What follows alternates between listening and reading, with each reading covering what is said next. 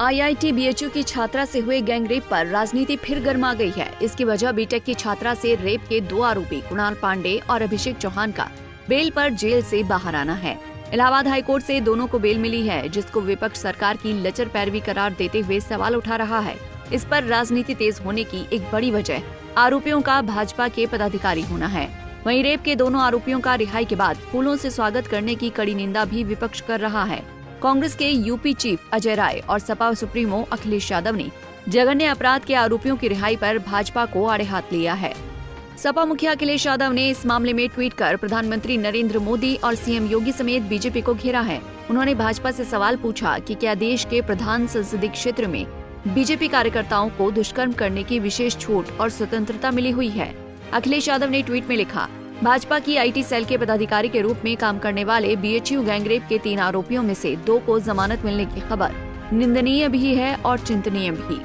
सवाल ये है कि दुष्कर्म करने वालों की कोर्ट में लचर पैरवी करने का दबाव किसका था? ये देश की बेटियों का मनोबल गिराने की शर्मनाक बात है। न केवल ये बलात्कारी बाहर आ गए, बल्कि ऐसी भी खबरें हैं कि बीजेपी की परंपरा अनुसार उनका फूल मालाओं से स्वागत भी हुआ। बीजेपी इस बारे में देश की बहन बेटियों से कुछ कहना चाहेगी। आशा है सच्ची पत्रकारिता करने वाली सभी महिला एंकर इसके बारे में अपना एक शो जरूर करेंगी। इस अति संवेदनशील मामले में तो हम भाजपा संबद्ध उन तथाकथित ईमानदार पत्रकारों से भी रस्म अदायगी के स्तर पर ही सही उनके महिला होने के नाते इतनी उम्मीद तो कर सकते हैं कि वो बोलेंगी नहीं, लेकिन इस जमानत को सही ठहराने के लिए कुतर्क करने वाले बीजेपी प्रवक्ताओं को कम से कम टोकेंगी तो उन सबसे इससे ज्यादा की उम्मीद करना बेमानी है। भाजपा स्पष्ट करे कि क्या देश के प्रधान संसदीय क्षेत्र में भाजपा कार्यकर्ताओं को दुष्कर्म करने की विशेष छूट और स्वतंत्रता मिली हुई है। बेहद शर्मनाक। आपको बता दें कि प्रधानमंत्री नरेंद्र मोदी के संसदीय क्षेत्र वाराणसी में बीते 1 नवंबर 2023 को IIT BHU बीटेक की छात्रा से दरिंदगी की सनसनीखेज घटना सामने आई थी।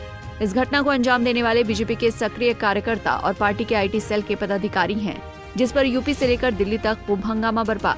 छात्रों ने BHU में आरोपियों के खिलाफ कार्रवाई को लेकर खूब प्रदर्शन किए, लेकिन देश प्रदेश में बीजेपी की सरकार होने के चलते 2 महीने तक आरोपियों की गिरफ्तारी नहीं हो सकी थी।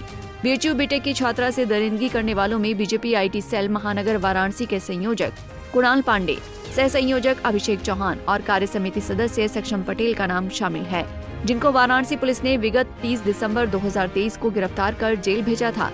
लेकिन इनमें से कुणाल पांडे और अभिषेक चौहान अब जेल से बेल पर बाहर आ गए हैं, जबकि तीसरे आरोपी सक्षम पटेल की जमानत कोर्ट ने अभी मंजूर नहीं की है। ऐसे में विपक्ष सपा कांग्रेस सत्ता पक्ष पर हमलावर हैं, लेकिन महिला अपराध पर विपक्ष को घेरने वाली बीजेपी इस पर अभी अपनी चुप्पी नहीं तोड़ पा रही। Bureau report, Punjab Kesari TV. हमसे जुड़े रहने के लिए हमारे YouTube चैनल को सब्सक्राइब करें और नई वीडियो की नोटिफिकेशन के लिए बेल आइकॉन को दबाएं।